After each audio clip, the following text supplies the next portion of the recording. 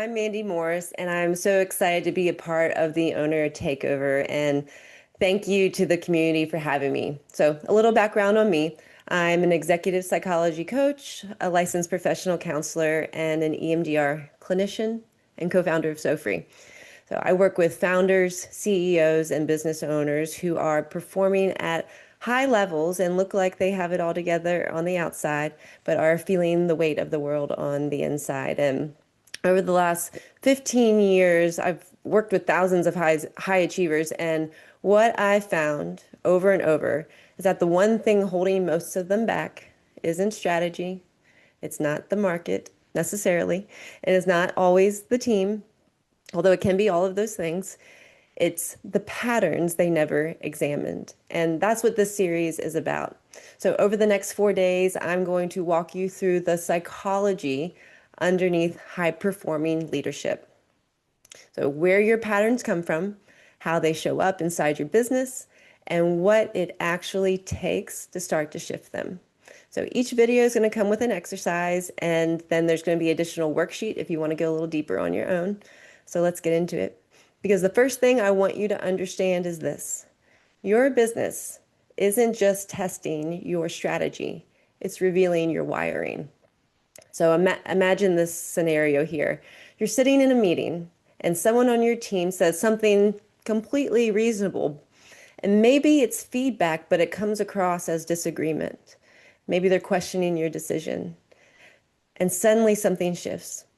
Your chest tightens, your tone in your voice sharpens, and you start to over-explain maybe a little more forcefully than you intended, or maybe the opposite thing happens and you go quiet. But later on, you're replaying that whole scenario in your mind over and over, thinking to yourself, why did that bother me so much? Because intellectually, you know it wasn't a big deal, but your nervous system reacted like it was. And that's not a character flaw or a leadership issue. That's a pattern. And the emotional experiences we had long before we ever started a business, such as what approval felt like, or what criticism felt like, or what instability or rejection felt like, the things we experienced when we were much younger, all of that shaped how we respond to pressure. And they don't just disappear when we become successful. They show up inside the business. And in the ways we also push back, it also shows up in the conversations we avoid, and in the way we even carry ourselves.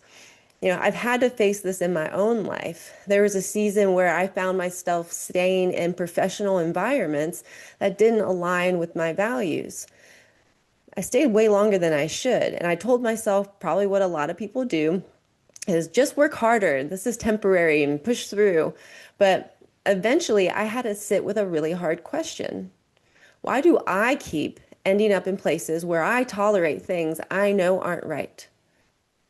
And when I got honest, I realized I had learned to overfunction. I had a pattern of carrying things to make situations work, even if they were unhealthy ones. And that pattern made me very capable and resilient, but it also kept me in places that I should have left. And that realization led me to make one of the hardest decisions of my life, leaving a work environment, but also being able to build something new. And this was a hard decision at the time because my marriage was falling apart, finances were great. But that decision didn't come from confidence. It came from awareness. And I also see versions of this constantly with founders who I work with or leaders and entrepreneurs.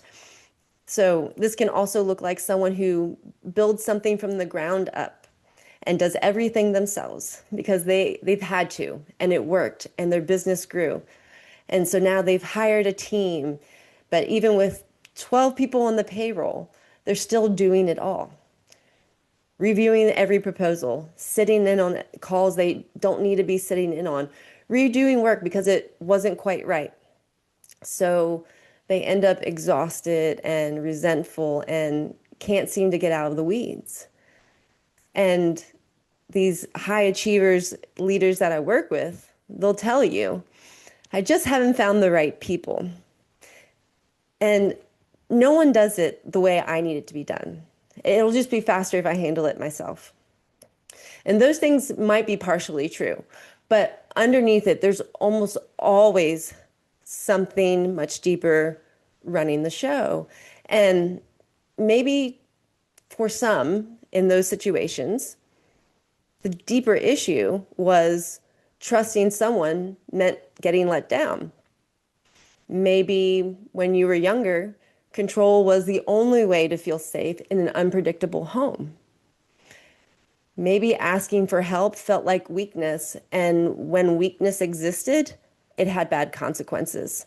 So what happens is the nervous system learns if you want something done right, do it yourself. And that belief keeps people stuck. So the business can't scale past the ceiling of that pattern. And pressure doesn't create patterns, pressure reveals them. I'm going to say that again. Pressure doesn't create patterns, it reveals them. And as a business owner, you're in a pressure environment every single day, which means your patterns, the ones you've never examined, are getting amplified right now. So, today's exercise, I want you to pause. Take one slow, deep breath. And I want you to think of one situation in your business that's taking up the most mental space. Maybe it's the thing that wakes you up at 3 a.m. And I want you to ask yourself, when is the first time in my life I remember feeling something familiar to this? Not the same situation, the same feeling. You don't have to solve anything. I just want you to notice. So that moment of curiosity is the beginning of pattern work. And if you want to go deeper, your worksheet today will take you from what's triggering you right now all the way back to where that wiring first formed. So I hope you enjoy the exercise and learn a good bit about yourself. Looking forward to day 2 tomorrow.